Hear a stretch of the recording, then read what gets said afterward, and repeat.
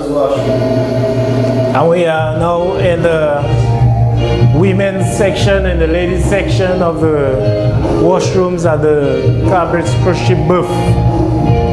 The day is the 3rd of January 2014, and we are taking a look at the conditions that the folks who came here yesterday on the clipper that was docked at the Cabrits Cruise Ship Berth would have had to have experienced. And it is obvious though that, that this looks like a facility which is under repair but still in a very, very poor state at the height of the cruise season. And the cruise season in Dominica goes from the month of October through to the month of April.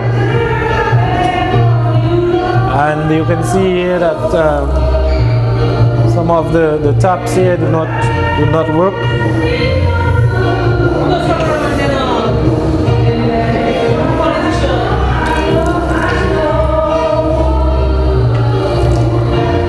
Yeah, so we have to give the lady her privacy.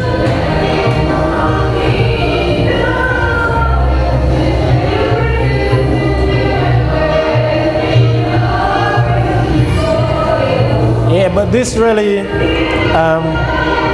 says it all. It speaks volumes about the state of the facility here at the Cabrits.